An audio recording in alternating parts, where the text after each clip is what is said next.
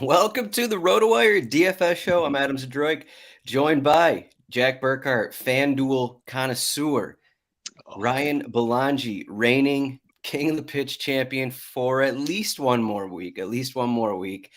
We have 1 week left of the regular season here in the Premier League. We got a weird 4-game slate here leading up into the 10-gamer, but Jack, Ryan, fresh off of a Liga MX head-to-head contest. I'll let the winner speak first. Ryan, congrats on the head-to-head win last night. Oh, thank you. Yeah, I made my Liga MX debut last night.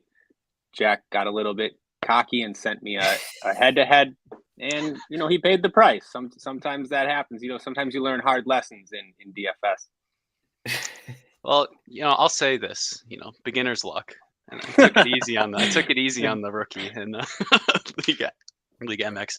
Ryan performed the dark arts. He GG'd me early, and then pulled the reverse jinx. I should have not accepted his.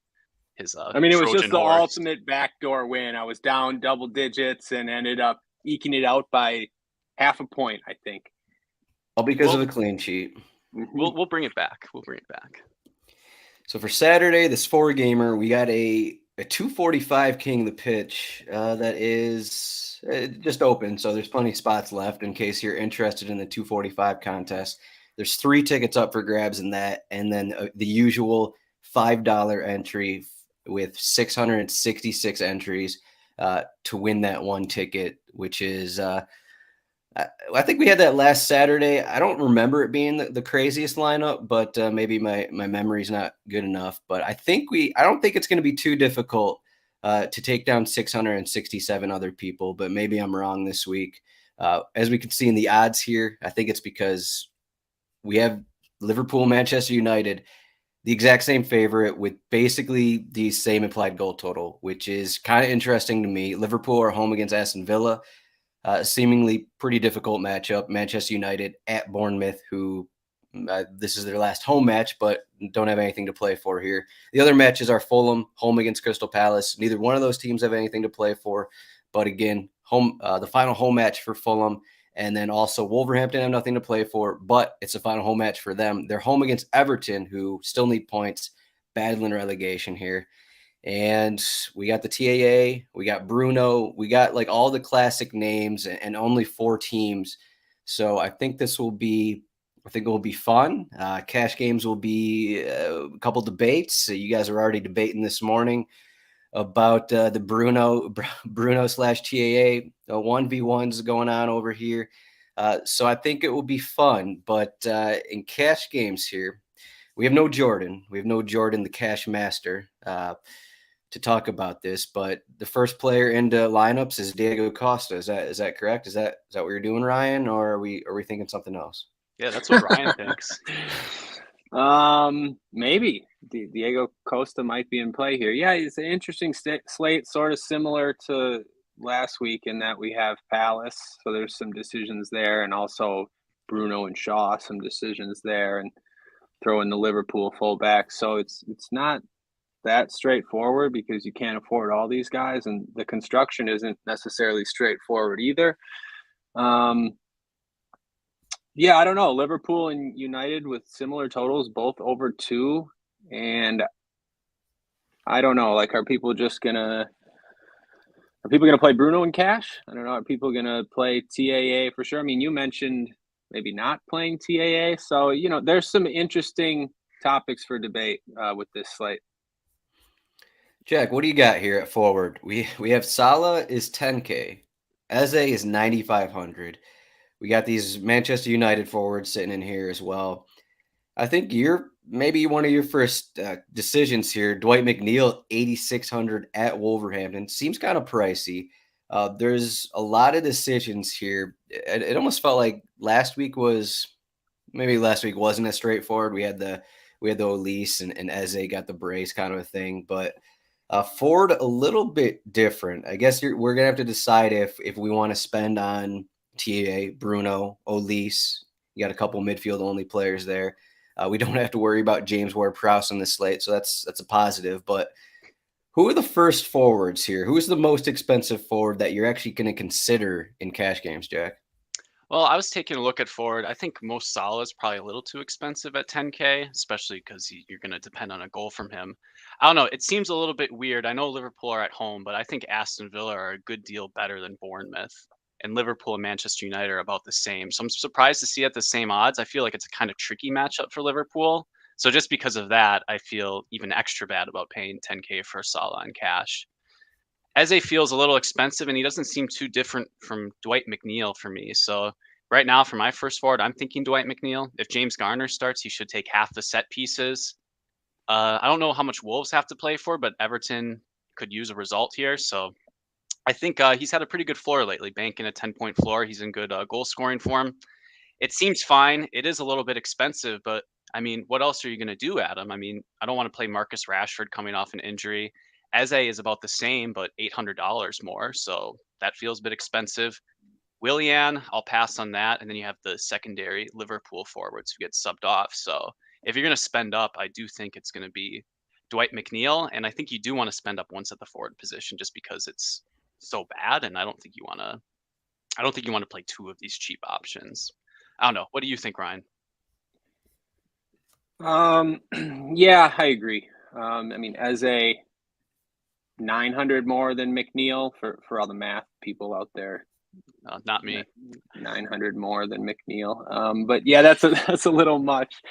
No, I agree. Like, you're not going to pay 10K for Salah. I agree with what you said about Villa and Bournemouth. I guess, though, what I would say is Liverpool are probably that much better than United. So maybe even out the odds and the implied total that way. But yeah, McNeil's had a good floor. He always plays 90. Everton still have a lot to play for. It's a good matchup against Wolves. I mean, I guess the only other guy, I guess you could say Willian is in consideration. I don't know, splitting sets, but it's been getting subbed around 80 and probably a wider range of outcomes than McNeil. I don't know. What do you think, Adam? So what do you guys think about Alex Iwobi here at 6,100? I'm just trying to think is McNeil worth the extra 2,500? Maybe you're getting the 8 to 10 point floor from Iwobi, and then you're getting the 12 to 14 point floor from McNeil. Is that extra 2,500 worth it for McNeil? I guess that's the question I'm coming to here, at least in cash games.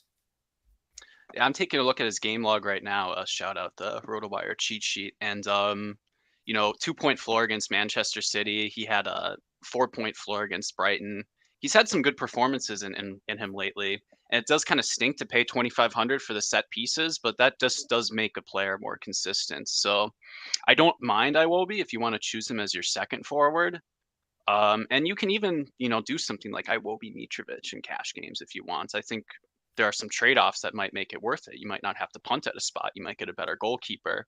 And yeah, it's definitely not obvious, but there is a little bit of risk there. So I can't say that I prefer Iwobi straight up. It's just a matter of, is that worth $2,500? If I got the math right this time. And maybe if Garner doesn't start, I like Iwobi though. Like, I was thinking about him too. Same price as Mitrovic, which is interesting for 6K. I could see people going to Mitrovic there. Yeah, I don't know. Just in general, I like Iwobi though. You can throw out that game against Man City. Obviously, the matchup against Brighton is tough. This is a much better matchup. Iwobi, I mean, he looks like a completely different player. Still, he's been really good for Everton this second half of the season. I don't mind that. No, I don't mind at all. You can play both. Yeah, I think the decision may come down to, it will come down to what you do at midfield, what you do at defender if you use TAA, that kind of a thing. Because obviously, if you spend up on McNeil, you're not going to be able to spend up on two midfielders and TAA. Maybe only even two of those guys, depending how the rest of your lineup looks. So that will kind of, I guess we'll have to compare McNeil as we move along here, compare McNeil to like the Olises, to the Brunos, even to TAA, I'd say. Compare all those guys together to see who we actually prefer. Obviously, one is a forward spot, but I think it's it might be helpful to actually compare all those guys together to see who you want. Adam, you're talking like a Jordan comparing players across positions and what the trade-off is. Too sharp. Someone has to. Jordan's on a cruise right now. He's in Alaska. I mean, No, I mean, I think that's a good point. I haven't really thought of that. I've just kind of been plugging in McNeil for the forward spot. But I mean, I think, if they're the same, let's ignore price and ignore position. I mean, I'd rather play Bruno than McNeil in this spot. Maybe I'm wrong, but I think that's a good point, especially if you can spend down a bit. I think it will be a little bit tough to get up to Elise and Bruno though, but I'm starting to skip around. Yeah, I mean, last week, no, I was just thinking of last week. You said it kind of wasn't straightforward, but you could get up to Bruno if you just played Onuachu for what was he, 3,500. So that made everything work, which is sort of why I was considering Costa. Like, if it gets you on the right construction, I don't mind taking 2 points from especially, this slate's a little bit different. Last week there wasn't the forward options, I guess. Like, people were considering fringe Chelsea guys for 7K and Zaha for 8K. This is a little bit different.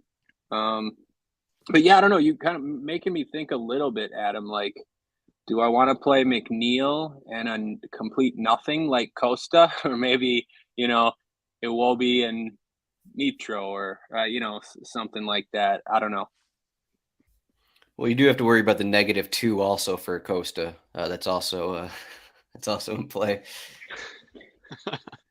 Yeah, I mean, I see. He's averaging 2.5 fantasy points. I mean, with a goal in there to help that average. So yeah, I mean, Costa. Yeah, I guess that's why his price never gets above 4K. Yeah, I'm looking at constructions right now, and if you did like a Mitrovic Iwobi, you still have to choose between Olise and Bruno.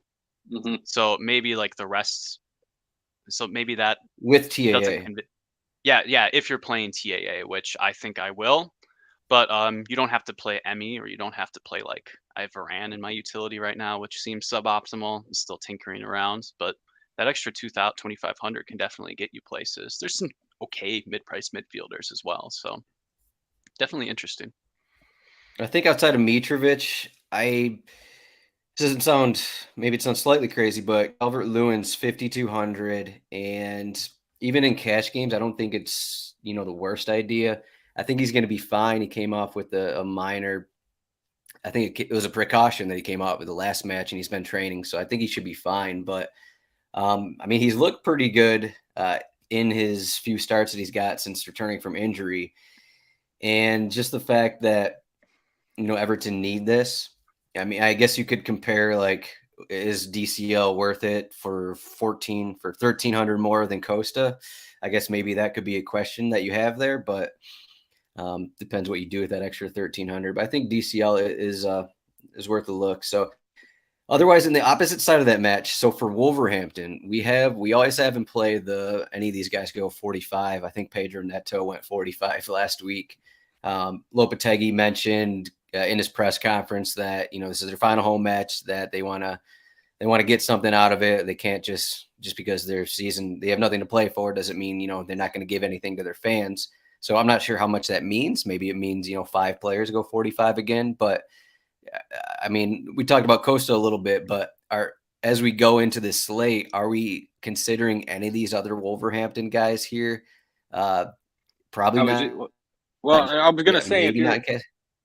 Go for it. If you're trying to, it's kind of a joke, but it really, if you're trying to pair Elise, Bruno, and TAA, get all 3 of them. I mean, really, the only way to do it is, you could double up on Wolves with Bruno Hechan, which seems suboptimal. Seems questionable. Yeah, it seems questionable. Or even like, I mean, the Dinky Do doesn't really seem in play. I mean, you're going to have to fade Alexander-Arnold or Bruno, I think.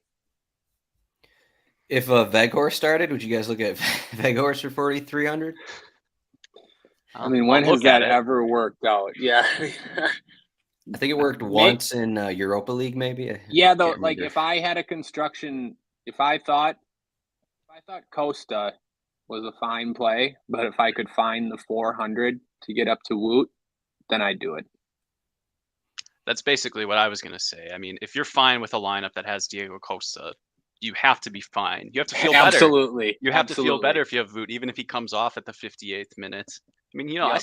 saw him creating some chances. I disrespected Voot a little bit earlier in the season, but I mean, he's been playing a solid role for them. I don't know if it's that fantasy great, but he's really tall. He could accidentally score off of a set piece, especially if United are dominating possession. So way more upside than Costa. So only for purposes of construction, I think, because I do think that Diogo Costa, we talked about a 3v3 Ryan in chat, and if that has merit, then replacing that with Voot has to be better. So that would make me feel better about such a construction if it opened itself up.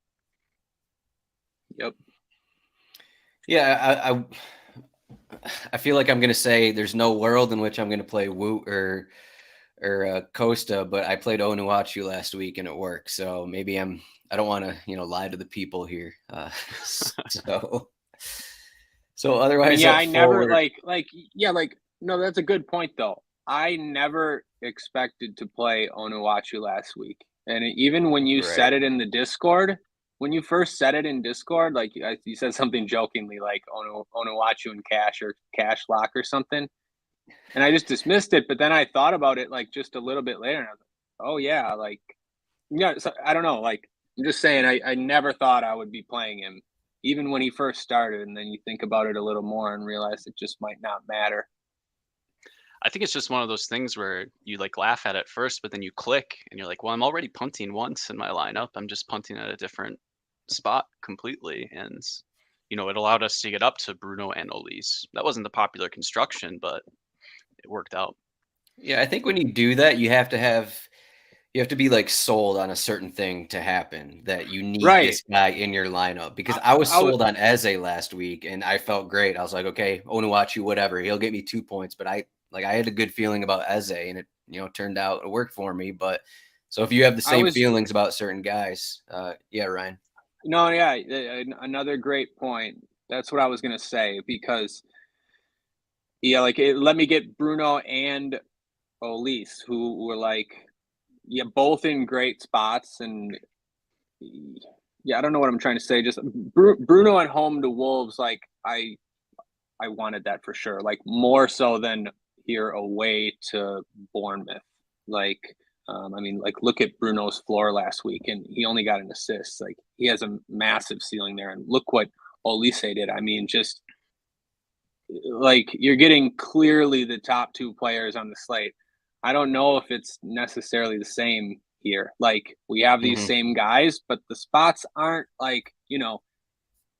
as much of smash spots as they were. So yeah, but Ryan, to add to that, I was thinking about comparing this slate to the last. I joked this just kind of feels like a crappy reskin of the previous slate because so many teams are being reused and playing in different combinations, but people are more expensive. Like you have TAA is a bit more expensive this week. And one thing that had people on, a lot of sharp people were on just playing Olise and then playing mid-range players, was that there were better mid-range options at midfield to be played. And when we talk about midfield, it's a bit more thin at midfield. So the spot for Bruno isn't as good, but the replacements I don't feel are necessarily as good. Maybe I'll disagree, or maybe we'll change my mind as we discuss it. But that also has to play into the calculus, right? Because I've gotten in trouble in cash games when I spend up twice at midfielder because I'm like, oh, these guys are both smashes, but there's just like enough value to smooth everything out that even though I have the two best plays, I'm losing 3 points in every single spot otherwise. And I finish 51st out of 2 spots off the cash line. I'm left like, oh, nobody runs worse. Well, it's because I didn't allocate my salary correctly. Yeah, great point. At this point. It's another good point. It's one of them. I think that's a common mistake. That's a very common mistake. I made that mistake plenty of times, and just like trying to jam the best expensive guys when there's value at that position. Like, yeah, that's like paramount to look out for stuff like that. So as we get into midfield here, the main talking point, as we've mentioned many times already, we got Olise 9,700, Bruno Fernandes 9,300. We mentioned Eze a little bit, and Elise took the majority of set pieces last week. I assume we're gonna want to be on Elise again here, but do we want Bruno over Elise? I guess that's the first question. If we're not playing both, are we all agreement here on Bruno over Elise for 400 cheaper? What do you think, Ryan? I would say no. I No? don't think so, actually. No. I think it's close, but there's just, I mean, more. I think Elise's floor is higher and safer, more set pieces. Bruno with Eriksson and Shaw in there, it's not a monopoly and might even be a minority. I don't know what happened. What happened last time around? I was going to check that. It was like a 3-way split, and like Luke Yeah, I Shaw took see. a couple short corners. Eriksson started taking corners again, which I thought he wasn't necessarily. So I thought Bruno was a better play because it seemed like Eriksson was off corners. But if all three of them are kind of rotating corners, Yeah, that I'm leaves just expecting all three of them to sort of rotate on corners. So I'll side with Elise here. I don't know. Do you guys feel differently? I mean, again, it's a slight difference in matchups. If United home against Wolves, I thought was better than like away to Bournemouth. I don't know, and I think like I don't know. Maybe I'm wrong. What do you guys think? I prefer Elise. I was a bit like skeptical of that decision last week, but you kind of saw how it played out this week. Elise just has an easier path to his median outcome because he gets to take most of the corners. I mean, you could worry about the fact that this is kind of a nothing match and these teams don't care, but I mean, Elise cares enough to at least be bombing in crosses every game lately. I just feel a little bit safer with it. Bruno can be a little bit frustrated. I mean, he's a great player. We get some stick, with the Bruno Donks quote and things like that. But if he is splitting set pieces, if he is going to be relying more on creating chances and shots, that's just more volatile than how Elise gets there. It's so very close, right? It's very close. I mean, I think Bruno probably scores 20 points slightly more often, but like consistently 15, like slightly less often, something like that. I don't know. Like, what do you think, Adam? I think Bruno has more upside. Yeah, that's what I was sure. trying to say. Yeah. I mean, he took the 7 shots last week. Elise, I liked Eze a lot last week because, I mean, he's just shown more upside than Elise. I know, Elise had 4 shots as well. But, I mean, just in terms of these matchups, it's tough. I mean, guess, yeah, like at least 2 goals this season in 35 appearances. Right. That's pretty telling. Yeah. So. And one was a long free kick, I believe, against United in like the 90th minute of that one game. Yes. So. Yeah, the equalizer. Mm-hmm. Yeah, I almost think that if Manchester United get 2 early goals or something, then Bruno could have an 8-point floor and do nothing if he's not involved in those goals. Because in that Wolverhampton game, they were still up 1-0 for, the majority of that match. They're still pushing a little bit. So if Manchester United, have this safe lead, that you're just not going to get the usual 4 points that we see from him. But in most away matches for Manchester United, I mean, they're kind of pushing the majority. They don't really have a lot of these, easy leads here. And this is Bournemouth are okay. I don't know if this is that much more difficult than facing Wolverhampton last week. But again, I mean, we're splitting hairs here in terms of just matchups here. Yeah, and Adam, if I can butt in, I don't think you're going to lose in cash because of a 1v1 on Elise versus Bruno. That's probably not going to do it, right? Like, you have to get forward right, I think, and you have to get the rest of your lineup spots correct. I mean, but what if, like, Elise, because Crystal Palace have nothing to play for, what if Elise gets subbed off early and Bruno gets 2 goals? And how can we? It's like there's one. Like sorry, no, I remember there's one instance here. Elise away to Southampton, scoring 9 points. Maybe if that happened and Bruno scores 20 some, but yeah, I agree. It's probably not gonna probably not going to beat you. I mean, you could look at, I don't know. It's hard to take. I was trying to dive into like Crystal Palace away from home because they haven't been very good. I mean, they have that big win at Leeds, but they were outplayed in the first half against Southampton. Uh, they ended up getting 2 goals in the second half and won that. But I mean, you see that Wolverhampton game, they were down. I mean, I think it was a Saturday slate. They gave up a goal in the first 5 minutes. So it was like Crystal Palace basically pushed for corners for 90 minutes and he got a 20-point floor there. So I mean, is that going to happen again? Probably not. And then Crystal Palace, they barely did anything against Tottenham in their last away match. So, I mean, just the Roy Hodgson of it, playing away from home, that is kind of in the back of my mind here. So, but maybe, you know, I mean, it's a good question to have, but I don't know if there's a great answer. It's a good question to have. The answer is, can this Fulham team, the answer is like, how good is Fulham? Can this Fulham team like control a game for 90 minutes? You know, this without Pereira, with those players in there against Palace, that's like what it would be for me. I don't know. Fulham seems still like a pretty good matchup, but yeah, you're right. Like Palace have been a different team away from home. I don't know. I'm just using the cheat sheet, like the floor stats that A grade over all the minutes over all the season. That doesn't like tell the complete story, but Elise's floor doesn't really change home versus away, but Bruno does take a drop. And this is anecdotally what I expected from watching Manchester United games. It seems like Bruno duds out a little more often on the road. Of course, they're playing one match coming up and it's against Bournemouth, which is a much better matchup than usual. But I think these worries can also apply to Manchester United and Bruno Fernandes.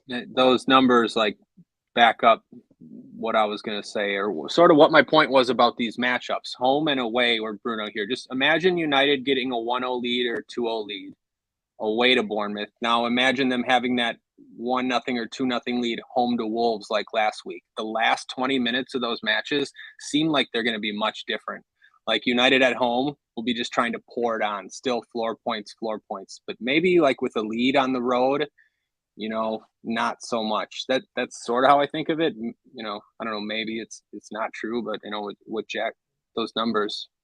I would compare this to the away match at Nottingham Forest, and he had 23 floor points in that game. Obviously, we're not projecting that to happen again, but they were up. They controlled the majority of that match. This was Nottingham Forest, a team on the same level as Bournemouth. You could argue.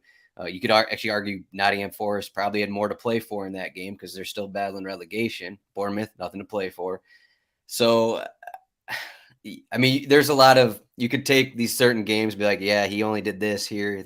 But I mean, I was scrolling through his game logs and it's like 3 points against Newcastle, 5 against Liverpool. So, you know, that's bringing down the average a little bit in these bad away matches for Manchester United.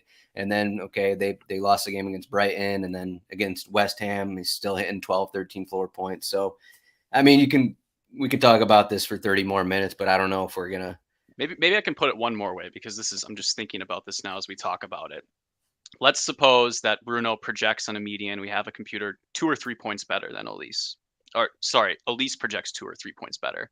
Ryan made the point about Elise not having much goal upside, but Bruno definitely can take a goal, especially imagine if Rashford isn't starting. Then I think Bruno takes penalties. Maybe we just take the player in the better team in the better matchup who's more likely to score a goal and just say that 2 to 3 points is fuzzy. I'll get forward right, and then give me the guy who I won't like lose necessarily to. Because it feels like Elise like there are more games where like Bruno scores over 25 and Elise scores 12 than like I think the reverse. Yeah. So maybe that's another way you could look at it, and that might be like the safer way to look at it. Should that have been my argument in the first place? Probably. Yeah, that's usually a good way to look at things. I mean, look at the disparity in implied totals, 2.1 versus 1.26. I mean, yeah, maybe it's easy. Maybe just play the player in the better game environment, assume they project about the same, and then we'll win in the 7 other spots. All right, how are we going to win in those 7 other spots? That's the question here. So otherwise at midfield, if you don't want to spend up at those 2 guys, the next guy that everyone wants to play is Fred. Fred is 6,600. No, never mind. there isn't really a ton here. So, I mean, Harry Wilson, 7,200, not really looking at that. 70 minutes from him. Christian Eriksen, I'd say he's no longer in play, 6,300. Curtis Jones, if you want to brace here, he's 6,100.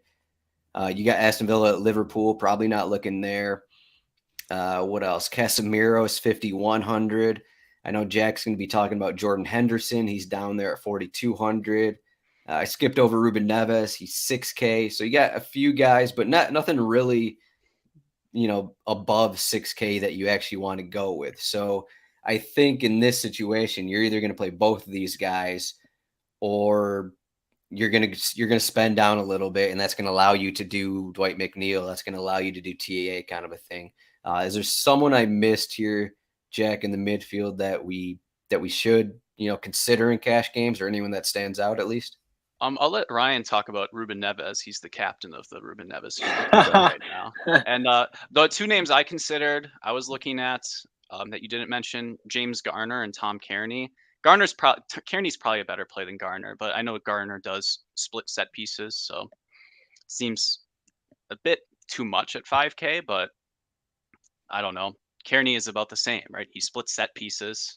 Feels like a bit too much, but I don't know. Feel like I can bank my 6 points, and you have to play someone there. And then Jordan Henderson. I mean, Liverpool are in a technically good matchup. Even if I don't like it as much, he'll be a little bit more forward, hopefully. He's been getting 5-6 floor at 4,200. So out of everyone in this range, if I'm going to spend less than 5K, my first button is going to be Jordan Henderson, I think. I don't know. Brian, what do you think? Yeah. Do we like Henderson over Doucouré and Matheus Nunes down here? And Paulinho? I don't think it's like that definitive. I hear you. I mean, probably, but like, you can't really trust Henderson's minutes at this point, which I think about a little bit at least. Mm-hmm. Short week too. Yeah, and like Somewhat. he can't be that much better than Matheus Nunes, who like pretty much goes 90 minutes. So yeah. I don't know. I don't have a strong opinion about those guys there.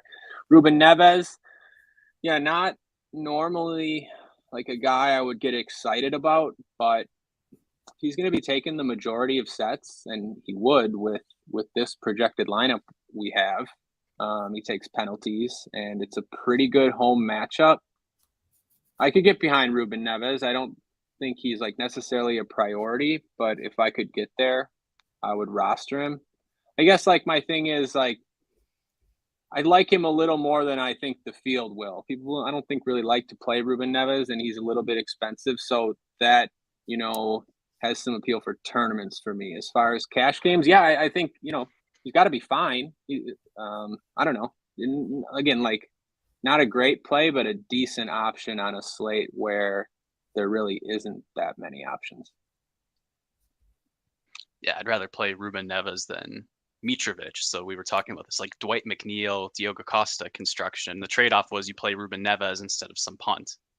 And Mitrovic. Right. So. Right. That's an interesting question. Like, do you want to play? Well, you got Mitrovic, Neves, and Andrew Robertson all in that same range there.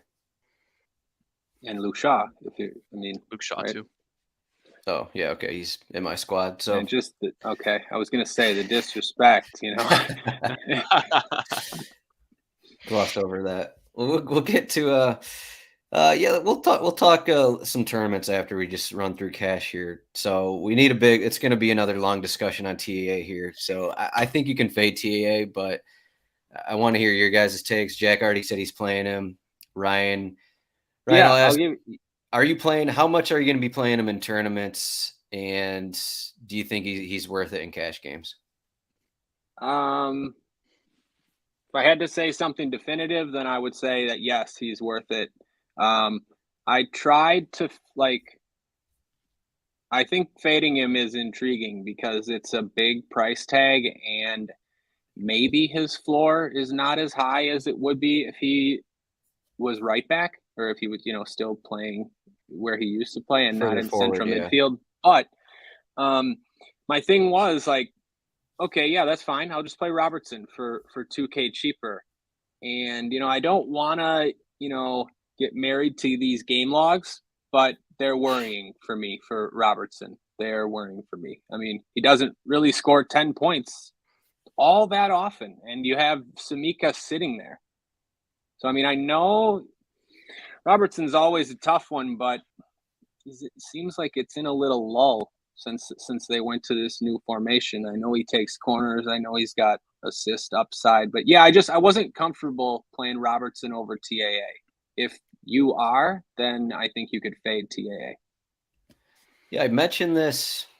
Must have been Kits and Wagers. I don't know what I mentioned this on. Maybe I mentioned it to myself, but Robertson talked sometime in the middle of the week, maybe at the press conference, that he's playing in a more conservative role, and Liverpool are just playing more conservative, and he's picking his spots out when he's going to attack, and that pretty much lines up with what Ryan's saying. And I guess I think the main difference is, TAA just has the upside. Robertson, the upside is no longer there. He basically all of his stats are coming from corners, the split of corners.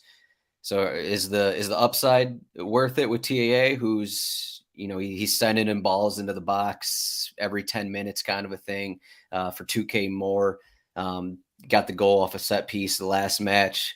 But the one thing that kind of just stands out to me is, through this winning streak, Liverpool have had, some fairly favorable matchups. You could argue that this is maybe one of their more difficult ones. I know they did play Arsenal at the beginning of this, formation switch or whatnot, and they got in the up and down battle against Tottenham. But I do think this is a pretty difficult matchup, and we'll have to make a decision here. Let's do that. Difficult matchup for who? I think for both sides. For Liverpool, I think this is okay. I mean, Jack's kind of been saying this, but yeah, I don't know why they're the two implied goals is just a lot in this spot. So then, what do you guys think about this question from Chan? TAA's new role in the team, does it help does it help or hurt for DFS? I mean, how do you analyze that? I think I asked this in a Discord chat, and because the Premier League Twitter account posted this heat map, and basically in a game where Liverpool dominated possession, Trent Alexander-Arnold was parked just outside the box on the right side. And from this position, if he's going to be getting touches, he's going to be crossing, he's going to be more likely to shoot, and he's going to be more likely to create chances, I think, get some shots assisted. Along with that, he is still taking half of the set pieces, and he fills a defender spot. So I think that's really good in situations where Liverpool do keep the ball. But is he going to have that type of heat map? Is Liverpool going to have that type of possession against Aston Villa? I don't really know how Aston Villa are going to approach the game, but since I am skeptical about the odds, maybe I should be a little bit more skeptical of Liverpool's ability to boss this game. And that directly ties into how you can project Trent Alexander-Arnold. But then it kind of becomes gross at defender, because if you don't like Trent, as Ryan said, you don't really like Robertson, so you're just playing Shaw, and then what else? I mean, you could get smoked if you're wrong. You're hopeless if the Liverpool guys each get 13 points and you're playing for 6 points from some of these other characters. I don't know. I don't. Well, Ryan, you're the Unai Emery guy here, former Arsenal manager. Aston Villa have not allowed more than one goal in 9 of their last 10 away matches. And that one match was at Manchester City. We talked about it, I don't know, a month or two ago, about how Aston Villa were, just better team away from home. That's changed a little bit here, but the way that they're playing, they seem to be, limiting their opponents quite a bit. I mean, it's resulted in a couple losses here, a couple 1-0 losses and whatever, but I mean, how much is that going to come into effect here in this matchup? Just Unai Emery game planning for this Liverpool team here. Yeah, it's tough. I would guess that they limit. They can limit the clear-cut chances that Liverpool would have, but I don't see them really limiting floor points away from home. I mean, it's tough to see. It's tough to see Villa having long periods of possession, or Liverpool at home here is just still going to be a good spot for floor points, I think. I know Emery is great for game planning, and maybe we won't see a lot of clear chances, but I still think it's going to be Liverpool on top. I don't know. That's just This isn't 1-1, like I would but no, like I would. Villa will try to hurt them on the counter, and they can do that. And I think Emery is confident that his team, like with this style, they can come up with like just 2 or 3 really good chances, and like that's what they'll play for, rather than trying to have the ball and like create more consistently. So I mean, it's a good spot for Trent's floor, I guess is what I'm trying to say. this isn't 1-1, but I just want to say, like, just a recent match against Manchester United. Okay, you can compare Manchester United, Liverpool, same quality of squad a little bit there, but Manchester United got the goal in the 39th minute. They only had 1 corner. They took 14 shots. Bruno had like a 6-point floor in that match. He got the goal. But I mean, just an example of, Aston Villa. It's not like they're gonna sit back and just be like, okay, let's allow 10 corners and 20 plus shots kind of a thing. I mean, I think they're a good enough team that it's not automatically going to be the case, as the odds seem to suggest here. But Jack, what do you got? Well, I'm just wondering, we're talking about the merits of TAA as a play, but what does the lineup look like if you don't include him? So would you play Robertson and Shaw in that lineup, Adam? Well, the next question I was going to ask, I think should we compare would we want TAA over Elise, over Bruno, over Dwight McNeil kind of a thing? He's I think you might be able to think about it. You can compare him to McNeil because that's within 700, but he's like 1,600 cheaper than the other 2 players. So I think if you're fading TAA, I mean, to your question, Jack, I want to know what you think, but I think if you're fading TAA, no, I would not play both Robertson and Shaw. I would want to do something by fading TAA. So like play Varane or someone for 3K. I mean, and use that 5K. That's what I was going to say. I'm not sure I particularly care for the lineup I built if I put Elise, Fernandes, Robertson, and Shaw, because then you have like 5K for utility. That's if you punt at goalkeeper, and you're still kind of exposed. You're doing the thrifty version of the forward position. Doesn't feel like necessarily enough gained, especially if you're fading Trent. You should probably apply that same reasoning to Robertson. So I do agree with that. Yeah, and then just, I don't know. Do you guys have Bruno, Elise, and TAA in your teams, though? No. I only have one of them right now. Yeah, so I mean, if you fade TAA, we had the 20-minute conversation on Elise, Bruno. Why don't you just put them both in your team if you like them more than TAA? I guess that's kind of that's the answer. That's what if I faded TAA, I would be playing Elise and Bruno for sure. For sure. That's the reason to do it. Yeah. But TAA is also $1,800 cheaper than Elise.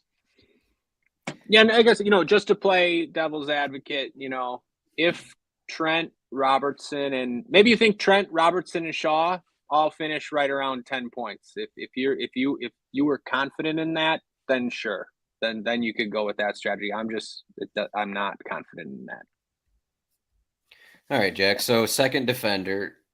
Let's rank Andrew Robertson, Luke Shaw, Kenny Tete, Anthony Robinson, Matthias Vigna, Nelson Semedo. I'm just gonna list every all the guy. Defenders. Well, Matthias Vigna, number 1. Okay, that's what I thought. I had to put him in there.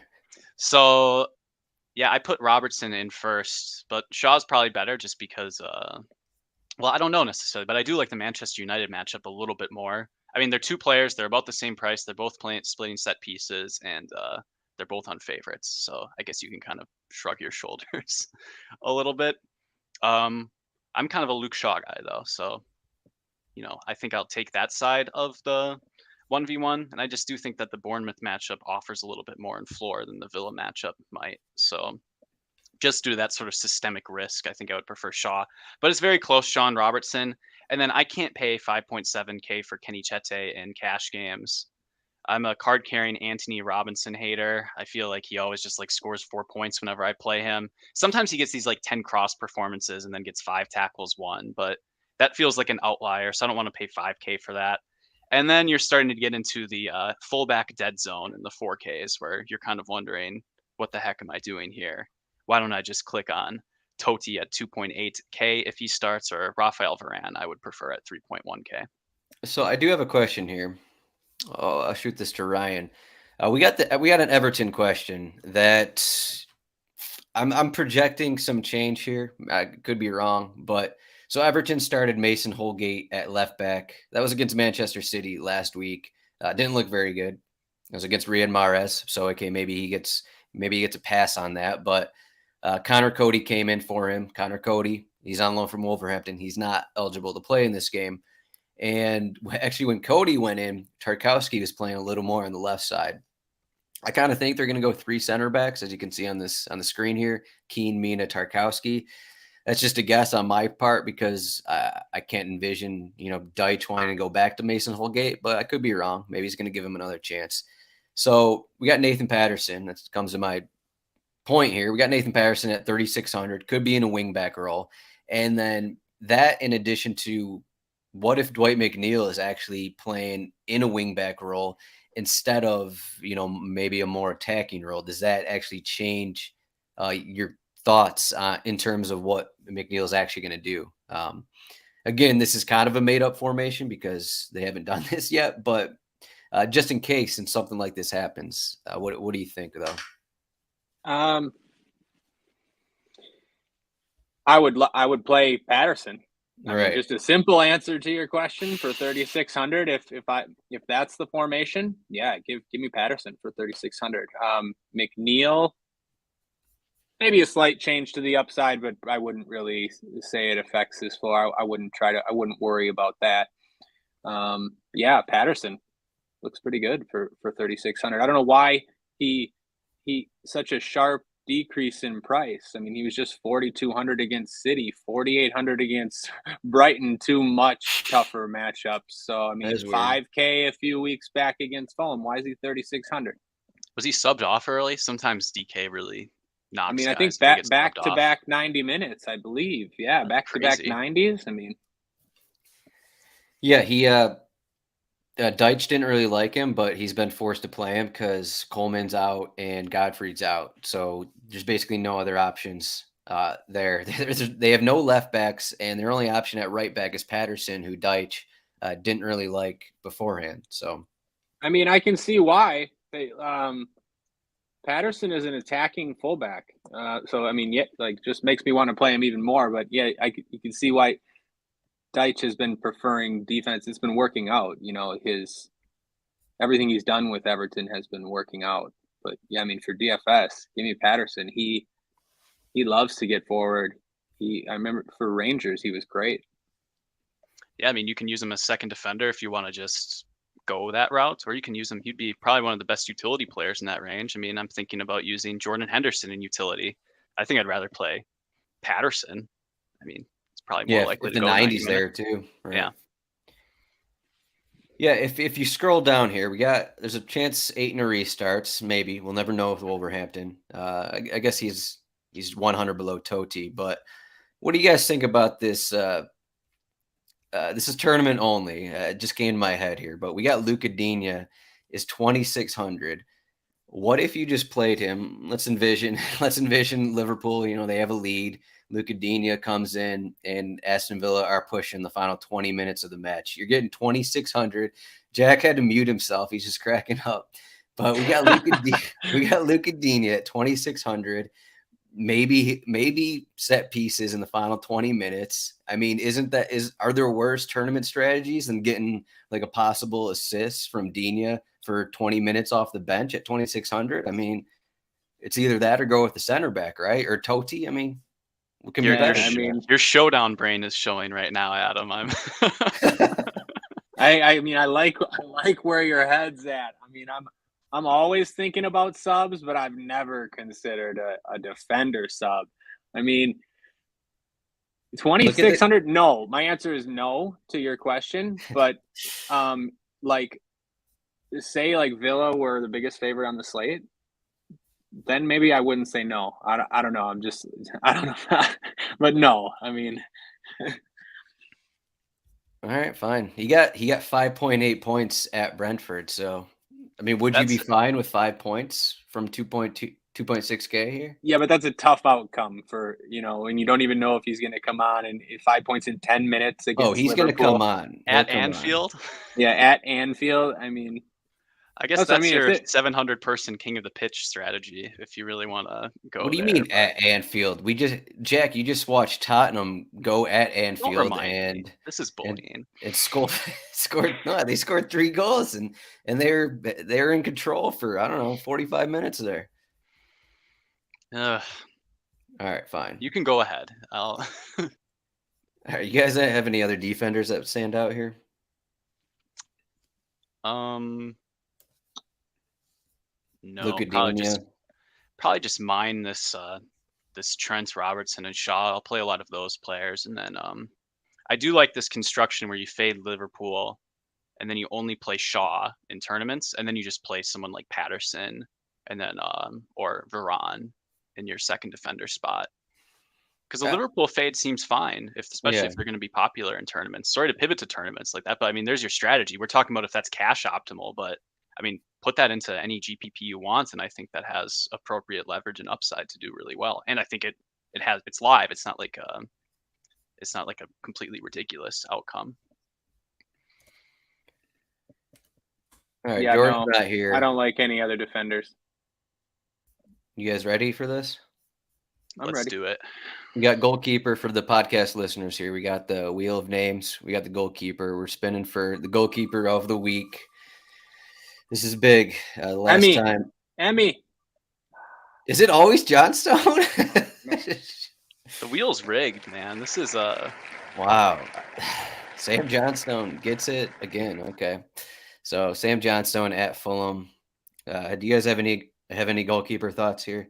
I mean, that's a genius play, right? If people are going to play Mitrovic, you only play 60 minutes, and you watch Carlos Vinicius, the GOAT, come off the bench, and Johnstone's just going to rack up saves and easy clean sheet.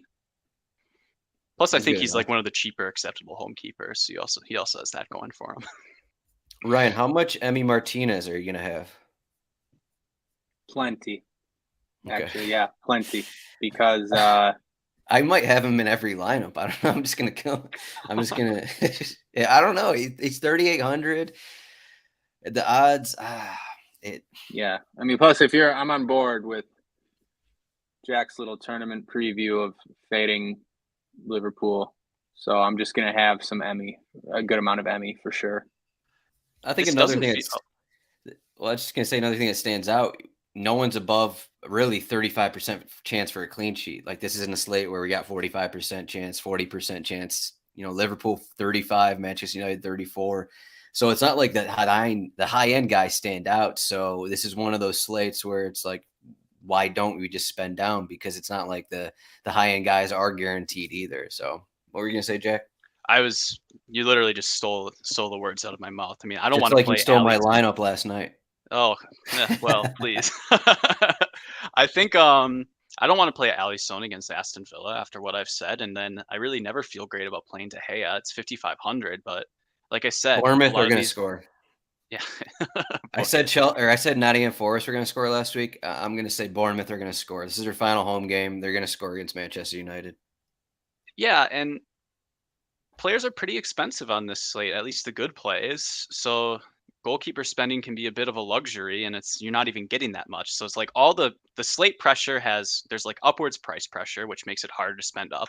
The spend ups aren't even that good at goalkeeper, so that everything is kind of pointing to just playing a cheaper home keeper in this slate. Sorry. Mm-hmm. Yeah. Jordan's technical strategy, the cheapest home goalkeeper, I think, is that what it is? So it'd be Neto at 4K, or cheapest favored home goalkeeper, whatever it is. Jose Sa? No, just cheapest home keeper. Okay. Neto. Yeah. I mean, I don't know. I like Martinez more than Neto, to be honest, but I might spend up for Alisson on a couple. Just thinking about it. Hopefully, other people don't like it same as you guys. I'll just say Liverpool have ran off 7 straight wins, 3 straight clean sheets. Alisson's going to win their Player of the Year awards. He's had a great season. I can get behind Alisson if I have money, especially if I'm fading like the Liverpool forwards. I'll say it's not that I don't like it, but I'm not sure this is a slate where like the 14 points from a goalkeeper is going to win tournaments, but I mean, maybe it will be. Who knows? Maybe there's barely any goals and you're getting 14. You're getting the 14. Maybe it's only clean sheet. Maybe only goalkeeper above 10. So, like that's Yes. Sometimes you just have the money. Mhm. Sometimes you just have the money. Yeah. All right, so we got to talk about these games. We talked 55 minutes. We need to hear everyone's thoughts about what's going to happen. I think I think I think Jack's going to be fading this Liverpool Aston Villa match.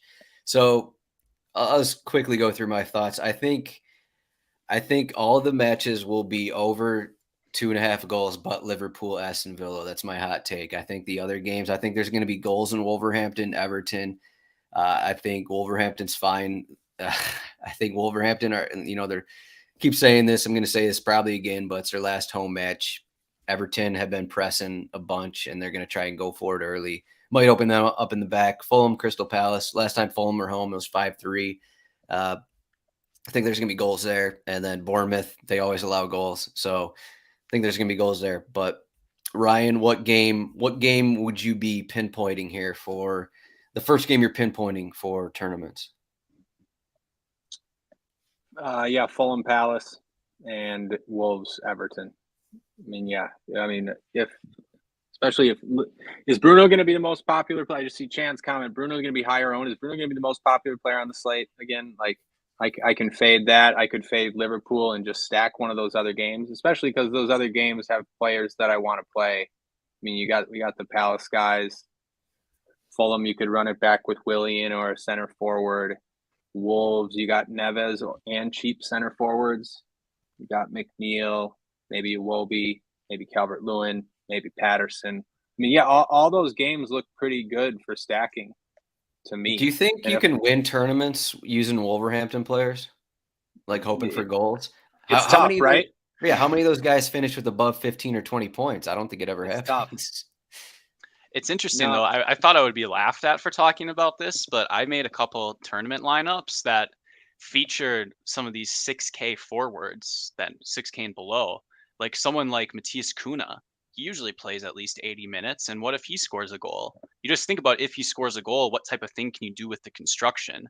And the answer, I think, is quite a lot because it does allow you to spend up a little bit at your other lineup spots. So I don't know if it's like it's like a chicken or egg situation. Like, do I think they're good plays, or do I just, if they do well, I can build lineups that I like? No, that's what it is. If they do well, you can build lineups that you like. Yeah, I'm gonna do the same thing. And I was looking at Cunha for 5,500. He's the same price as Edouard or 5,600. He's the same price as Edouard. So like, there's a much better Jack's chance guy. but there's a. I always talk about this, but like you said, can they do good? Well, I don't know, just if there was one of them, but you got two chances. So like, can one of those guys do good and then make your construction work? Probably. I mean, it's a better chance at least. So yeah, I like the cheap forwards. What's wrong with in tournaments just taking two from this list? Mitrovic, Cunha, Edouard, Calvert-Lewin, even Jordan Ayew if you want to spend a little bit more. You're spending 12K at forward. If you're hoping you hit a goal parlay, but I think the point is that you'll be jamming floor points in the rest of your lineup. So you're just playing the best plays in the rest. And you can play any of those guys. You can play your boy Django. Oh, I don't want to talk about. No, but you could play He-Chan. I'd even play He-Chan. Yeah, you could play He-Chan. I mean, you could even play.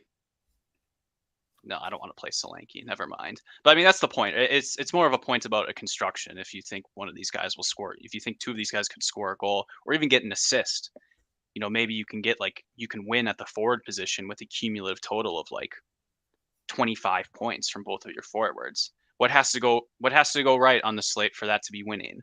You just need Liverpool to fail, and you need Rashford to get subbed off at the 60th minute. I mean, seems perfectly reasonable in larger contests to me.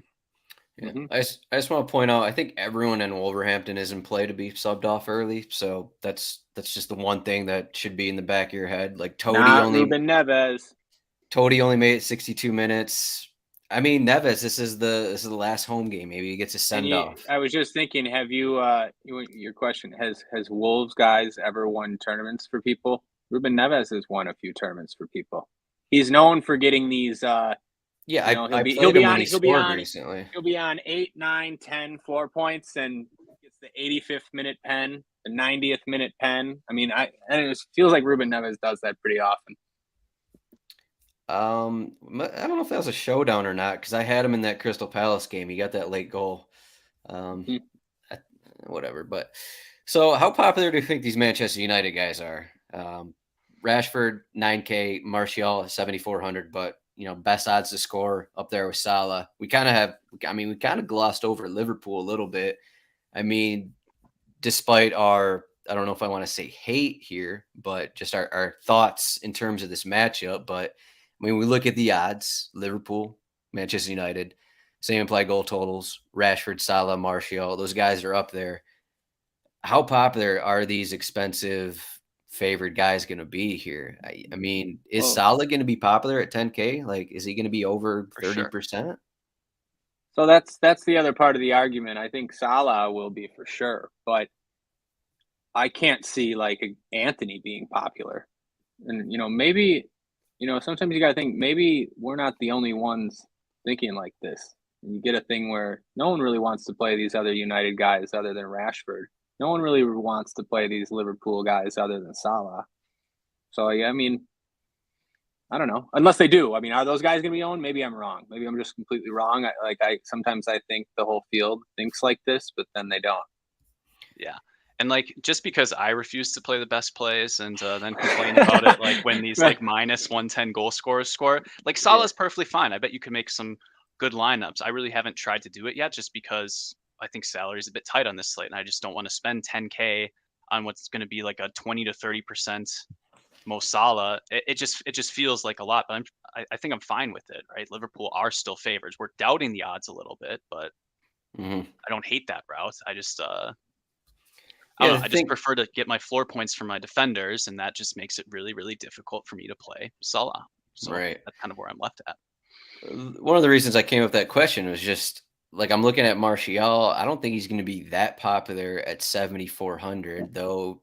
Third best odds to score. And if I envision, Manchester United winning 2-1, 3-1, or something like that, then why don't I feels like I rarely play Manchester United, but if I think they're going to score multiple goals here, why don't I play any of their players? And I mean, it could be a slate where you get a brace from someone on Manchester United, that kind of a thing. And I mean, maybe it happens. I mean, we're talking about Wolverhampton players, and it's like, okay, maybe this guy will get 70 minutes. Maybe he'll get a goal in 70 minutes, kind of a thing. Or Manchester United maybe in a better matchup against Bournemouth. Maybe, I don't know.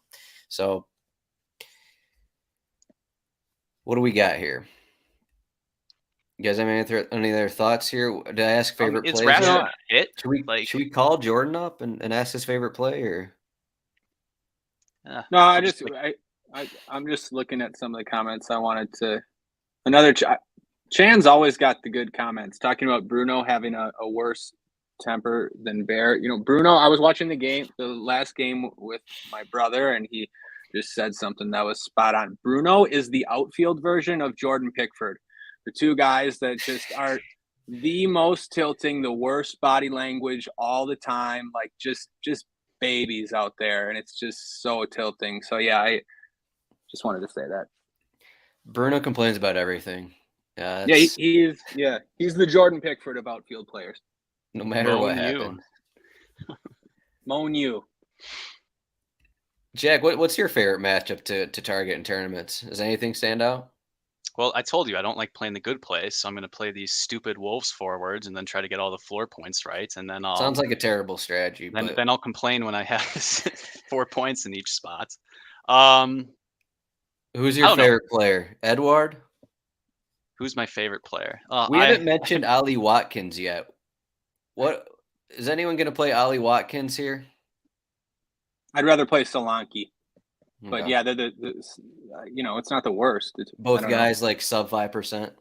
If I'm going to Yeah. play an Aston Villa guy, I'll just play like John McGinn at 4,800 and utility or something. Hopefully, if he's playing on the right wing, or Jacob Ramsey. So I choose my punishment from Villa guys in a different order, and usually Watkins is last in that list.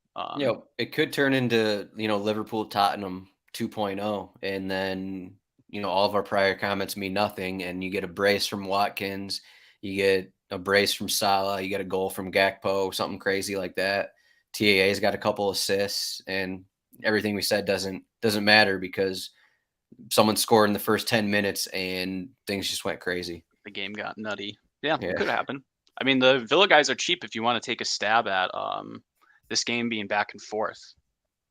I mean, I always play these Villa guys, so I don't really have to convince myself so much. But if you think Villa have a shot, why not? That'll definitely be different. And you could still play like because they're cheaper, right? So you could play like Mo Salah and John McGinn in the same lineup if you want, stacking that game. Yeah, maybe you just play the best plays, right, Jack? Like you said. I mean, obviously these Wolves guys aren't going to score, so you just play Pickford. No one's going to play him, and I just talk shit about him. So Pickford, obviously, he's going to be the keeper. Throw Bruno in there too. The Bruno and Pickford combo. There you go. Yeah, and then play a Man United forward. Play whatever Liverpool forward. Play the good players on good teams instead of the mediocre players on bad teams. Interesting Who are the good teams? Liverpool and Manchester United. Yeah, I mean they have implied goal total of 2. Like we're talking about playing forwards from Wolverhampton. These games with like that could end 0-0 rather easily. So I don't know. I stand by what I said. I think the Liverpool Aston Villa match is more likely to be under 2.5 than any of these other games, but could be wrong. So, all right, flag plants. Ryan's flag plant is Solanke, and Jack's flag plant is John McGinn. My flag plant will be Abdoulaye Doucouré. Another brace. I'd say Tottenham or Fulham as well. I haven't decided on my Fulham piece, but I think they're gonna get a couple goals. Doucouré's second goal against Brighton was awesome. That game was crazy. Repeat 5-1 performance. I mean, no flag plants. No flag plants for me. There's no I think must you can play tell on this who I slate. like. There's no must play. None of those guys. You could play Bruno or Elise, right? You don't have to play TAA. There's certainly no must play forwards. So, I mean, just play whoever you want. Yeah. 1 hour, 8 minutes. Play whoever you want. That's all that matters. If you made it this far, that's what you've learned. We're just working out our vocal cords here for the 10 next week's 10 gamer. That's gonna be that show is it's always fun. I think we stayed around the hour mark last year. I don't know. I can't remember, but it's gonna be us 3, and someone's gonna be winning 100K in this show. It's gonna be a very special day for that show if it's on the Friday, my 30th birthday. So we'll have to have cake and everything. Wow. So we got 30th birthday King of the Pitch show. Perfect. So that means someone's definitely gonna win. So yeah, 100K. There you go. Jack's gonna win. He's got his ticket. He's ready to go. All right, you can find Jack at Jack Burkart on Twitter. I am at Ryan Belongia. I am at Rotos. Ryan's at Ryan Belongia. I have not mentioned RotoWire. Sorry, I'm just losing my words here. RotoWire.com/soccer trial, free 48-hour trial. Get this clean sheet. Not the clean sheet, cheat sheet. Get into our Discord, RotoWire.com. We got to end this. RotoWire.com/chat. Check out Kits and Wagers, betting show. Me and Chris Owen. Check that out. It's on YouTube. It's on the podcast feed.